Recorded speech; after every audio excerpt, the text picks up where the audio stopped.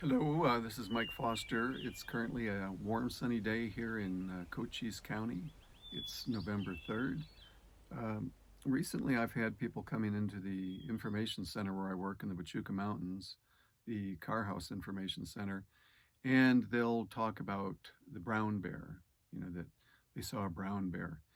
Well, technically speaking, the brown bear is the grizzly bear, and we don't have grizzly bears here in Arizona. We used to a long time ago, but they were hunted out. We do have, however, the black bear. And the thing that's confusing is that the black bear can have a whole variety of colors. Here in the Huachuca Mountains, I've seen black bear that are golden in color. I've seen ones that are brown. I've seen ones that are black. And even some can be considered to have a cinnamon color. But all those bears are the black bear, Ursa americana. So, to be technically right, when you come here to the Huachucas, there's only one kind of bear, the black bear. The Arizona Game and Fish came and did a presentation for us a few years back, and they told us that in the Huachucas at that time, they estimated there to be a population of about 75 black bear. I personally have run into 15 black bear here in southeastern Arizona in my hikes, and I do quite a bit of hiking. And every time I've seen a bear, a black bear, they've been running away. One time, one turned around and put his hoofs into the ground, or not his hoofs, but his paws into the ground, and woofed at me, and then turned around and ran. And another time, I saw one that made some kind of irritated sounds, some little bit of huffing as it walked away. But I've never been attacked by a bear. I am 6'3", so that might help a little bit. But generally, if you're non-threatening and if you don't get excited, the bears are totally going to leave you alone. Of course, you want to make sure you don't leave any food at a campsite. But I have a really beautiful black bear skull that I found, and as you can see, it's pretty big. The black bear males can be from like 130 pounds to 350 pounds, sometimes going all the way up to 600 pounds, but the females are smaller, only getting up to about 175 pounds. And as you see in some of these videos, the females will travel around with the cubs when they're young.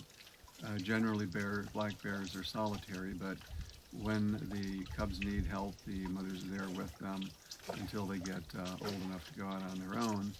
But here you can see the color variation that some of the cubs are black and others are brown, and the mother even seems to have a little bit of that cinnamon cast if you look at her. In 2011, there was a fire in the Huachuca Mountains that burned off a lot of the vegetation. And after the fire, was walking in Ramsey Canyon late one afternoon, and this bear, first I thought it was a big dog, came running straight at me. And I set up the camera, and it continued at me. But then as it got closer, it realized that I was there. And it went off to the side, and it began pawing through the leaf litter and eating, I think, what looked like rotten acorns.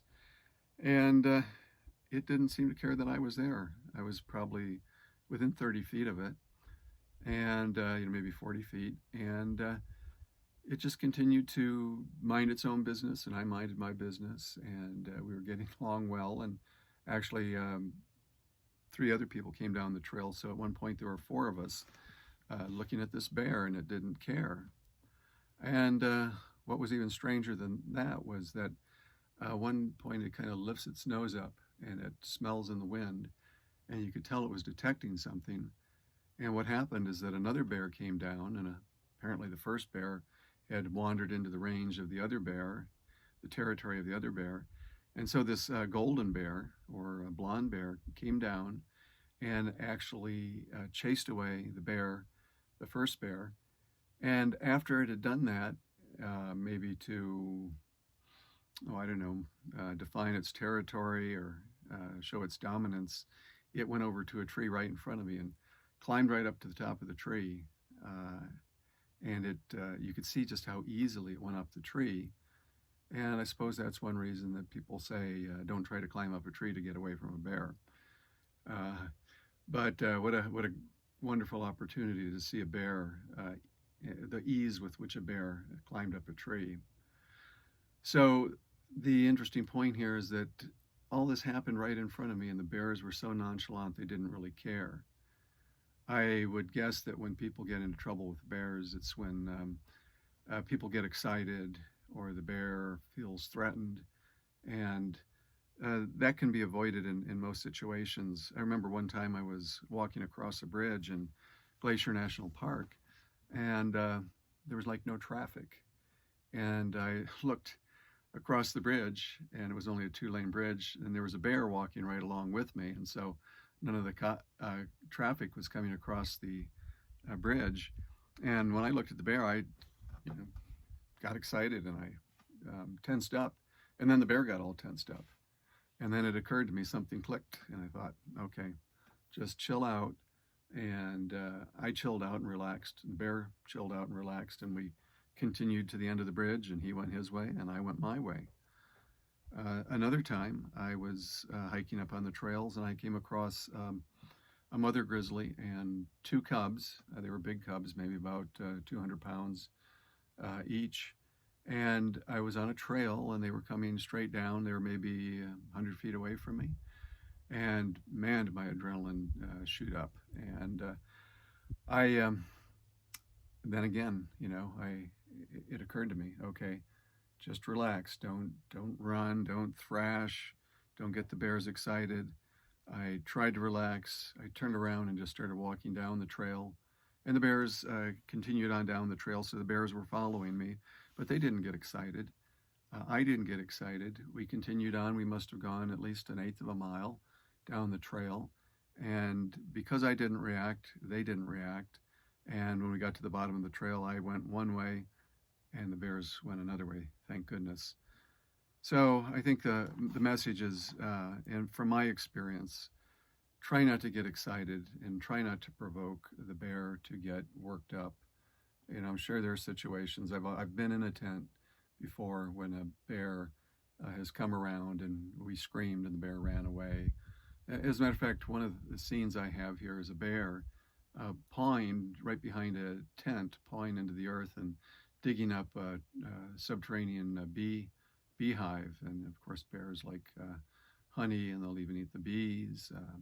You'll see them sometimes ripping apart stumps, rotten stumps, to get grubs and insects. You'll see them eating roots sometimes. They love acorns and buds. I think sometimes even grass. I've seen them eat grass. And they will eat meat. I've heard them chewing on a deer carcass or even killing small animals, maybe even deer. I saw one once in Arizona chasing a deer, trying to catch it to kill it, apparently. So they are carnivorous, but they're omnivores. They'll eat plants and other things. As a matter of fact, I hear that most of their diet is comprised of plant material. So here in southeastern Arizona, bear populations are not tiny. They're probably as good as other areas of North America where bears are common. And the bears even continue down along the Sierra Madres. So it's a Mexican species going all the way from Mexico up to the top of North America and Alaska. So if you're lucky and you're walking through the woods in Arizona, you may see a bear. Try not to get excited. Like I said, in all my 15 encounters with bears over the years, they've all run away. And just keep your cool. Mike Foster reporting from southeastern Arizona. Que le vaya bien.